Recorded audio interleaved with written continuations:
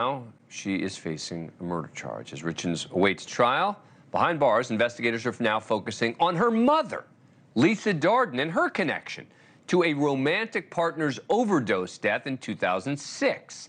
Sounds familiar. In a newly unsealed search warrant, the lead detective on the Richins case revealed, quote, "It was discovered that in 2006, Richins' mother, Lisa Darden, was living with an adult female with whom she was having a romantic relationship. In April of that year, her romantic partner died unexpectedly. That individual died of an overdose of oxycodone, which she apparently had prescriptions for, but was apparently an addict. But Detective Jeff O'Driscoll revealed an accidental overdose was unlikely, writing the victim was not in a state of recovery from addiction at the time of her death. Based on my training and experience, this would likely rule out the possibility of an accidental overdose." The search warrant goes on to say, quote, "Further investigation showed that Lisa Darden had been named as the beneficiary of her partner's estate a short time before her death." And remember, before Eric's death, Kouri Richins allegedly purchased multiple life insurance policies without his knowledge, trying to make herself the sole beneficiary. Then after his death, she got about $1.3 million in payouts. Richins' attorney doesn't think any of it is suspicious.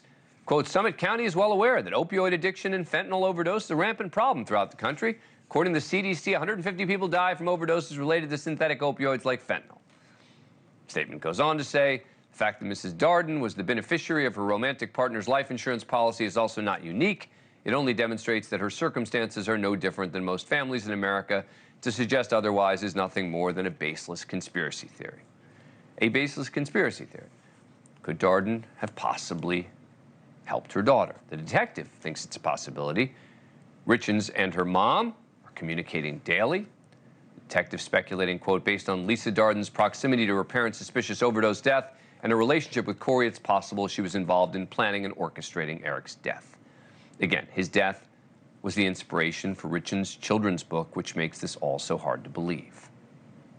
Yeah, exactly. And it's, explaining to my kid, just because he's not present here with us physically, that doesn't mean his presence isn't here with us, and he's doing these things with us. And he's, here for birthdays, and he's here for Christmas, and, and it's just comforting to them to know that, they're not living this life alone. Like, Dad is still here. It's just in a different way, a different version.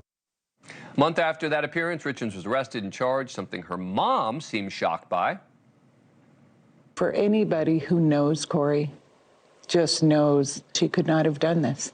She'd never do this. All right, Richins' preliminary hearing set for May. Joining me now is Greg Skordas, spokesperson and attorney for Eric Richins' family. Thanks very much for being here. Appreciate it. All right, so what do you make of the detective's comments that he is suspicious about a possible involvement from her mom? Yeah, I mean, Dan, you can't make this up. And the similarities are so remarkable that it's now opened up an investigation into what might be an 18-year-old homicide.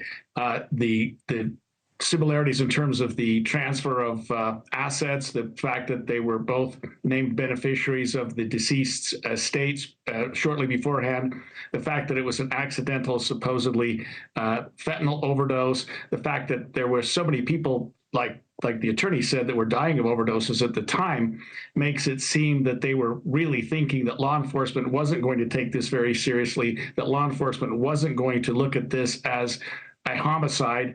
And they certainly underestimated the Summit County Sheriff's Office and the County Attorney's Office, because that's exactly what they did. Well, Eric's family, who you represent, must know about the relationship between Kouri and her mom. What have they said about that relationship? Well, obviously it was very tight, and they know that Kouri's mother was not at all in favor of the relationship with Eric, that once she realized that that marriage was falling apart, I think she got desperate. Kouri's phone had a very significant period of time when text messages and other items were deleted from the phone. Law enforcement luckily had her mother's phone, and they are searching that, or have searched that. The warrant was dated back in May for those conversations between her and her daughter. We don't know what those are yet. I think we're going to find those out at the preliminary hearing that you described earlier, Dan, which is coming in May. But I'll bet that those communications are damning to Kouri, and I'll bet that they're damning to her mother, Lisa. Thank you for watching. Go to newsnationnow.com to find NewsNation on your cable provider. And don't forget to click the red subscribe button below to get more of NewsNation's fact-driven, unbiased coverage.